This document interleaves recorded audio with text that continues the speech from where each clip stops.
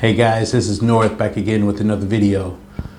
We've made it to 2022. This will be my first video of the year. And today I'm going to bring you my top 5 Diptyque fragrances in my collection. Now I have 7 total, so I'll give you my top 5. And at the end, I'll tell you which 2 I left off the list and why I left them off the list. Let's go ahead and get it going. Diptyque right now is probably my favorite house if I had to choose one, for a couple of reasons. One reason being that I just absolutely love their bottle designs. You know, that's the one aesthetic that I do like about it. I just love the bottle designs. They're unique and they're also practical. Another reason why they're my favorite fragrance house is because they have, to me, the best Benzoin fragrance. They also have the fragrance with the most realistic smelling frankincense fragrance that exists out there. Another one is that they have the most realistic and best fig fragrance that's out there. These are just my opinions, of course. And also another one is just one of my all-time favorite smells. So I'll get them all to you while I'm giving you my top 5. I do have 7 total in my collection. I will give you my top 5 and then I will tell you which 2 I left off and why. Coming in at number 5 is none other than Philosykos. This is the EDP concentration. You can tell by the black on the side. The EDTs are clear and the EDPs are white. This one was released in 2012. This one has notes of fig leaves, fig tree sap, fig wood, and black pepper. Now, as I mentioned before, this one has the best fig representation in a fragrance, at least from the ones that I've tried. And I haven't tried that many. If you know of a better one, then let me know. But when I first tried it, because I'd heard so much about it, it wasn't that appealing to me because it opens up really, really green, almost like fresh cut grass. And that is just crazy to say the least. But as it dries down, you do get more of the fig essence, the fruit essence, and it becomes milky. So this is why I have this one at number 5. That's why I cracked my top 5. I think it is just, I've never had a fragrance that transitions as much as this one. And I think that's very unique, and I really enjoy that about this fragrance. So number 5, Philosykos. Number 4 on my list is one of my most recent acquisitions. It's one that I had been wanting to add to my collection for a long time, but I wasn't able to get it discounted. And another reason why Diptyque is, my favorite fragrance house at the moment is because of their prices. Their prices are extremely affordable, relative in the niche market, especially for the quality that you get. I wasn't able to find it discounted, but I was able to use some bonus points or whatever, and I was able to get like $11 off. So I had to get something, and I was able to get something, so I finally picked it up. So number 4 is Oud Palao. Oud Palao was released in 2015, and this one has notes of oud, rose, vanilla, and incense. Now this one is said to be reminiscent of Oud Ispahan, but just turned up a notch. It has, it's supposed to be a beefier version of it, and you could tell it opens up animalic with the animalic oud. If you don't like that, you probably won't like this fragrance, Oud Palao. But me, I love that about it, and I love the dry down of it. You get rose nuances and you get some incense in there, so I love that about it. It didn't make the top 3. Obviously it's in the top 5. It's definitely a top 5 fragrance from the house. This is an awesome one for any person that's into oud rose combinations. And I don't have a ton of them because it's just used a lot, but this is one I just had to get just because it's so strong and potent, and it has that that realistic skanky oud quality to it. But again, it does come in at number 4. So what's my number 3? Number 3 is the only eau de toilette that I own in my collection. Coming in at number 3 is Trois.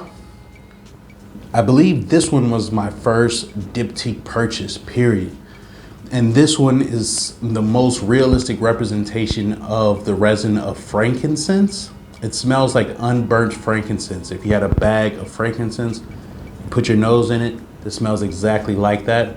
And it's just uncanny. I think that it is just amazing that they're able to capture that in a bottle. Usually, there's so many fragrances that have frankincense, but then they're mixed with so many other things. This does have other notes. So this one was released in 1975. It has myrrh, Rockrose, which is labdanum, incense, and rosemary. But what you get from it is just straight frankincense. And there isn't another fragrance that smells like it at all. This is one of the fragrances that, you know, has the oldest release date, I think, in my collection. But me, I had to put this one at number 3. I had to put it over Oud Palao because if you've watched any of my other videos, you know that I just love incense-based fragrances. I love fragrances that have the note of olibanum or frankincense in them. And this one is just a must-have in my collection because, again, it smells exactly like frankincense or luban in Arabic.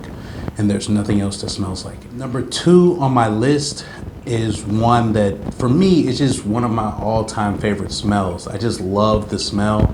It's just something, it almost could be a signature scent. I feel like I can almost wear this every day. And that is Volutes EDP.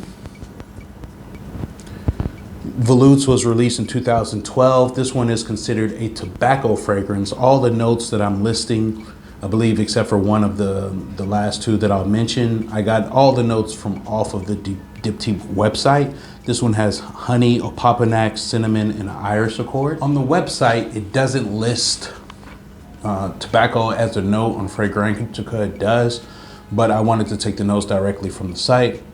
Again, this one is just a sweet honey. It does have some tobacco type of chord nuances to it, but what's really the star of it is the honey and the iris and a little bit of the resininess to it. But I just absolutely love this fragrance. I love it. You know, I didn't put it up high on my tobacco list because it's not, to me, it's not really a tobacco scent. You don't really get tobacco leaves or burnt tobacco or smoke or anything from it. It's just a beautiful, beautiful fragrance. And it's one that, you know, I would love to just keep in my collection. And I would love to hunt down a EDT of this. That would just be, you know, the icing on the cake. I don't know if I'll ever find it. So let's see what's the number 1. All right, number 1 on my list, you already know when you see this baggie, and that is Benjoinboheme. This is, to me, the best benzoin fragrance out there. You know, there are, I would say, other than that, Benjoin 19 from Le Labo, that's definitely up there, but that's more of a smokiness to it. This one has the sweet resin. This has a sweet resin of benzoin mixed with vanilla and patchouli. This is just an awesome fragrance. I got this one from Selfridges, and the price just wasn't crazy. Like I said, this house is just very affordable relative to other type of like niche brands, especially for the amount that you get. The EDPs come in 75 mils, and I believe the EDTs you can either get in 50 or 100 mil. But this one is a 100 mil bottle. There was rumors that it was discontinued, but then that ended up being false, so I'm glad that it's not. But this one comes in at my number 1. This one was released in 2015. It has benzoin, Peru balsam, labdanum, and patchouli. And then again, I just can't praise this enough. This is just something that is just one of my favorite fragrances of all time. Usually when like reviewers are like hyping things up and then you get it, you're sort of like, you know, I don't get it sometimes, you know, but not with this. When I got this and I smelled it, I just loved it immediately. I picked up some other benzoin-based fragrances since then, and I don't, in my opinion, I don't think there's anything better than this one. If you like sweet benzoin, you know, just sort of like if you like amber fragrances, and you either like the smoky type of like resinous ambers or the sweet syrupy ambers. It's sort of like that, and that's how this benzoin is. It's sweet and syrupy, and it's just the best to me. So that's my number 1. Those are my top 5 Diptyque fragrances. What are your favorite Diptyque fragrances? There are a number of them that I don't have here. These, all the ones that I've picked up, including the 2 that I'll mention in a little bit, are ones that I had on my radar. There's Eau Capitale, which is rose and patchouli. I wanted to go and smell that recently. I went to go and try to check it out because I found a place that had some of these discounted, but I didn't get a chance to smell it to see if that might be my next Diptyque. But let's go ahead and get into the ones that I left off. The two that I left off are ones that are fragrances that I believe, to me, they smell good, but they're definitely not in my top 5, just for the reason that I'll mention. The first one I'll mention is Tamdao. Tamdao is a sandalwood fragrance, so if you love sandalwood, you'll definitely love this one. This one was released in 2015. It has sandalwood, cedar, musk, vanilla, amberwood. And for me, it does smell like sandalwood. It is a typical sandalwood scent. I used the Mysore soap that comes out of India. I use that with it, and it smells like that. I think it's good. It's just with these two that I'll mention, they're just not loud enough for me. You know, this would be something, these two, that I would wear maybe to bed or something like that.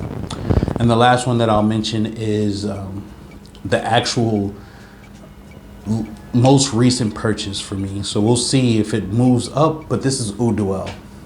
Eau Duelle, people love this fragrance, especially women. They love this vanilla-based fragrance. This one was released in 2013. Notes are vanilla, pink pepper, Cypriol, and incense.